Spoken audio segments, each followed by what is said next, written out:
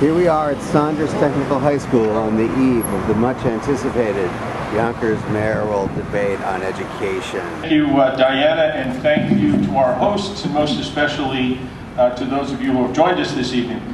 Access to a quality education is the right of every child in Yonkers, and indeed, it's really a moral obligation for every one of us as citizens. And not incidentally, a good school system, a great school system, is also the best economic development tool this city could ever have. So we must assure ourselves that we guarantee ourselves the best school system and the best education for our children. How do we do that? We do that by making sure that we reinvigorate our early childhood education programs, bring those back to full tilt, so that every child is guaranteed to be reading at grade level by early elementary school, the best measure of success. We have to make sure we have rigorous academic programs in the maths and sciences, but we cannot neglect the arts, music, and humanities. Of the past 8 years.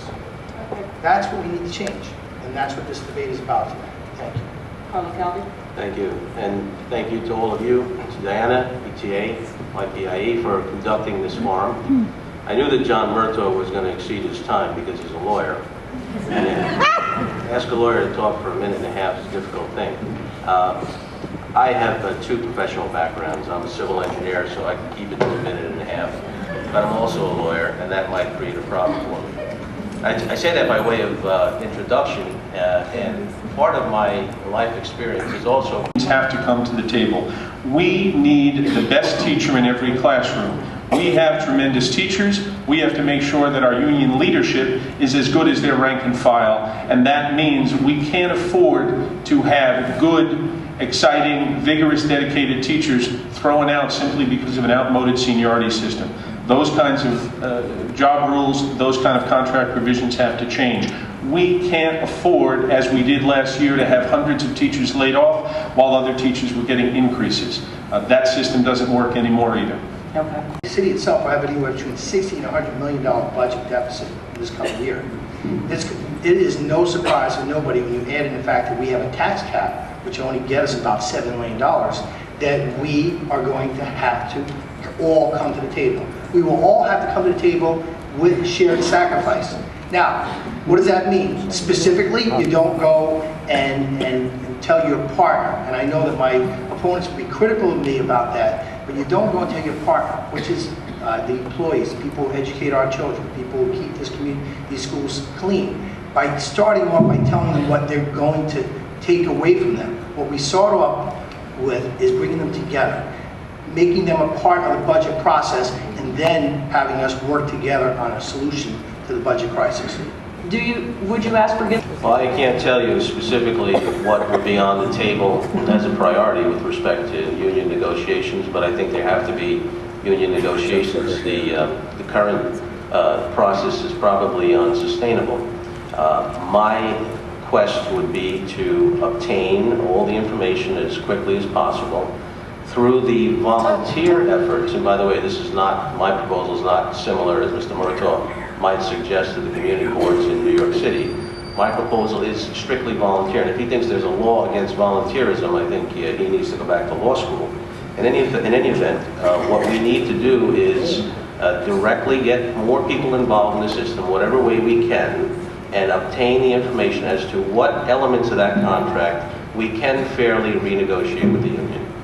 Did you want to make any comment about that? Which means, and I know that we'll get criticized for that, everybody says, well, geez, what's an education designed to? Let's go back to what we did at the state capitol this year with Governor Cuomo. We had a $10 billion budget deficit. We had healthcare that needed to be delivered. And we were able to bring all the different stakeholders to the table, and we were able to bring about a substantive change to that budget by $4 billion savings to the taxpayers, and at the same time deliver the services that needed to be delivered. They found waste.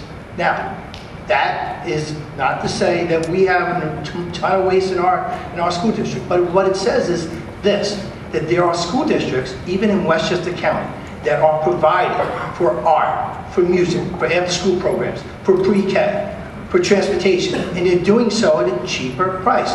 Now, we're going to have to look at those models and we're going to have to do what we can to try and fit that model into the $500 million we spend in education.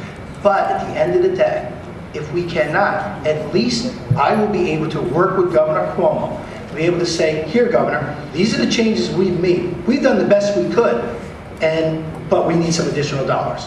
And that's the type of relationship I have with the governor when we are able to show how we've made changes, but that we still need help, then we'll do that. I'm talking about redistributing existing monies within the budget of the city of Yonkers. How would you reallocate those monies? Well, you know what it is, and we've always talked about that. Asking our taxpayers, do you want to cut a teacher or do you want to cut a firefighter? It's like asking which limit. And that's basically what the question like is here a little bit. Where would you reallocate? But I will tell you this, there have been no cuts on the municipal side. And there's been a 27% cut in the labor force in the Board of Education.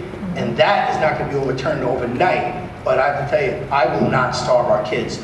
Education is #1 priority, and our children deserve better. Mr. Calvin. Yes. The overall city finances, the city side and the school side are inextricably intertwined, as we know.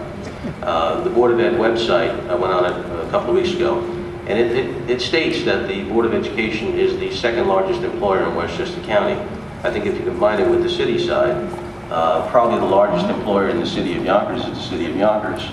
So many people have an interest not only with respect to the education of their children, but also with respect to their employment. I have proposed that on both a city side basis and an educational side basis that we examine these budgets and determine where what I've called from day one the systemic waste exists. The systemic waste are programs, policies, procedures which are outdated, deficient, or ineffective, no longer necessary. And I think with doing that, we can reallocate the proper money. Okay, Mr. Murtaugh? Thank you. I just want to go back for a second. If I misunderstood Mr. Calvi before about boards of trustees, if he meant parent volunteers who are involved in each school, well, we have that already. They're called the PTA and they do a bang-up job. But to your question, about 38% you said of the budget allocated to the schools. 34. In 1984, the first year that Mr. Calvi ran for mayor, that was the percentage. In 1991, the first time that Mr. Spano was elected to the Assembly, that was the percentage, and that has stayed consistent. We're spending close to $19,000 a year per pupil now. The real issue is how are we spending that money and what are we getting for it? Now, does that include reallocation? It could very well include reallocation. I sit on the only city council that ever eliminated a department of government. If we can save money somewhere else and reallocate it to the schools, we should absolutely do it. Okay.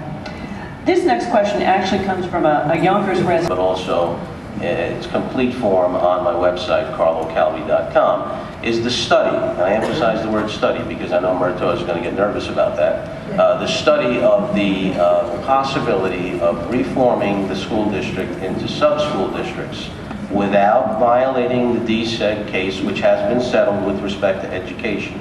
If we're able to do that and do it in an equitable fashion, after the proper study, I believe that we could return to neighborhood schools. Students would be closer to the schools, and it doesn't have to be in quadrants. I suggested that originally. Maybe it needs to be some weird shape around the city so that students are close to their home school. But we could, by doing that, possibly eliminate busing, and I have to emphasize, not eliminate transportation.